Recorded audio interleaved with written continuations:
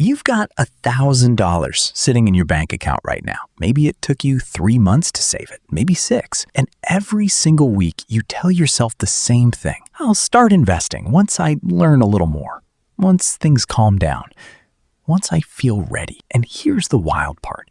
That $1,000 has been sitting there for months, doing nothing, earning you, what, $4 in a savings account, while inflation quietly erodes it. But you still don't feel ready. And I get it. I genuinely do. But here's the thing. That feeling of not being ready, that's not a knowledge problem. That's a psychology problem. And today, we're going to fix it. My name's Zach, and I spend way too much time thinking about why smart people make terrible decisions with their money. If you're someone who knows they should be investing, but can't seem to pull the trigger, make sure to hit the subscribe button and give this video a thumbs up if this helps you out. Okay, so let's just address the elephant in the room. There is no magical moment where you're going to wake up, pour your coffee, and think, yes, today's the day I am fully prepared to invest. That moment does not exist. And the financial industry, whether intentionally or not, has kind of made this worse. We've built this idea that investing is something complicated, something you need to study for, something reserved for people in suits who understand quarterly earnings reports and central bank policy. Here's what most people don't realize. The most powerful investment decision you will ever make isn't which stock to pick. It's when you start. And the answer to that question is almost always, embarrassingly, just sooner. Let me show you the math. And I know, nobody wants to hear, let me show you the math. But stay with me for 30 seconds, because this is genuinely kind of shocking. Let's say you invest $1,000 today. You never add another dollar. You just let it sit in a broad market index fund, something like the S&P 500, which has returned an average of roughly 10% annually over the last 50 years. In 30 years, that $1,000 becomes approximately $17,449. Now let's say you wait just 5 years. Same $1,000, same 10%, but you start 5 years later. You end up with around $10,835. You waited 5 years to feel more ready, and it cost you over $6,600 on a single $1,000 investment that you never added to. This is where it gets really interesting. That gap gets dramatically wider the longer you wait, because compound interest isn't linear, it's exponential. The growth accelerates over time, which means the early years, the years you're sitting on the sidelines, are actually the most valuable years of the entire journey. A 2023 Bankrate survey found that 57% of Americans don't invest in the stock market at all. And the number one reason given, they say they don't have enough money, or they don't know enough to start. Not that they can't afford to. Not a practical barrier. It's a confidence and knowledge barrier, a psychological one. Now, you might be thinking, Zach, but what if I invest and the market crashes tomorrow? I can't afford to lose this money. Look, I hear that, and I want to take it seriously. But let me reframe something for you. There's a concept in behavioral economics called loss aversion. It was studied extensively by psychologists Daniel Kahneman and Amos Tversky, and what they found is that psychologically, losing $100 feels about twice as bad as gaining $100 feels good. Our brains are literally wired to fear loss more than we value gain. And that's useful in some contexts. Don't touch a hot stove. Don't walk into traffic. Great. But in investing, where the long-term trajectory of diversified markets has been consistently upward, loss aversion becomes a trap. It keeps you frozen, waiting, watching your $1,000 lose purchasing power every single year while inflation does its quiet, relentless work. Here's a real analogy. Imagine you're at the airport. Your flight boards in 20 minutes.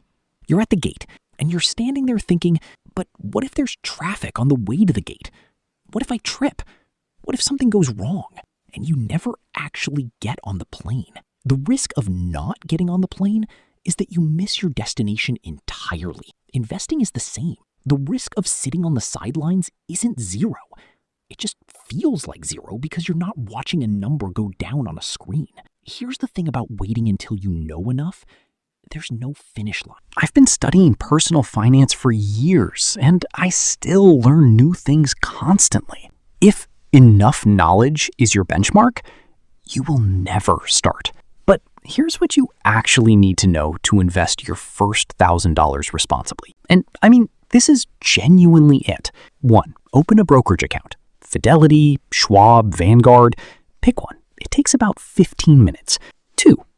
Buy a broad, low-cost index fund, something that tracks the total U.S. stock market, or the S&P 500.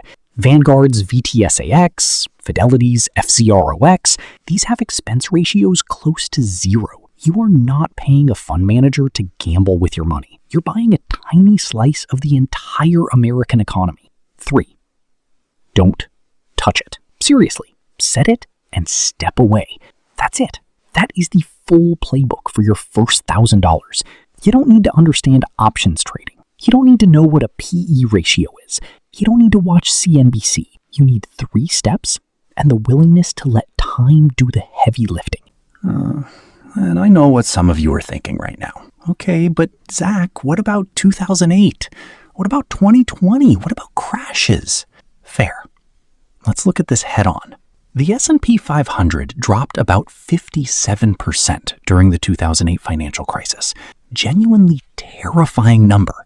But someone who invested $1,000 right before the crash at the absolute worst possible moment and held through it, by 2013, they were back to even.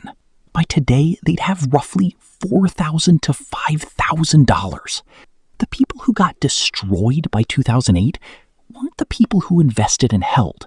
They were the people who panic sold at the bottom because loss aversion told them to stop the bleeding, and they locked in their losses permanently.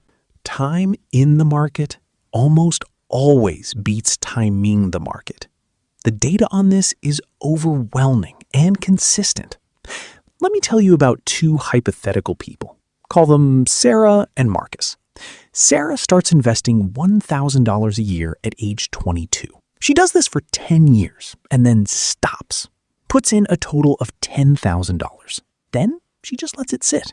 Marcus waits until he's 32 to start. Feels more ready, has more income, more confidence. He invests $1,000 a year for the next 30 years. He puts in $30,000 total, 3 times what Sarah invested. Assuming the same 10% average annual return, Sarah ends up with more money than Marcus at retirement. She put in 1/3 of the money and won, purely because she started earlier. This isn't a trick. This is compound interest, and the only way to access it is to get in. Here's what most people don't realize. The goal of your first $1,000 investment isn't to get rich, it's to start. It's to break the psychological seal, to prove to yourself that you can do this, that the market doesn't immediately punish you, that watching a real investment account move up and down teaches you more about your own risk tolerance than any YouTube video ever could, including this one. The cost of waiting is real. It's measured in dollars and in years you cannot get back. So here's what I want you to do right now. Not next month, not when things calm down. Right now. Open a brokerage account today. If you already have one, put something in it this week, even $100. The amount matters less than the habit. The habit matters less than the start. Because the best time to invest was 10 years ago. And the second best time? It's right now. If this video helped you, hit that like button. It genuinely helps more people find this content. Subscribe if you're not already, because we talk about this stuff every week. And drop a comment below. What's been your biggest mental block when it comes to investing? I read every single one. I'll see you in the next one.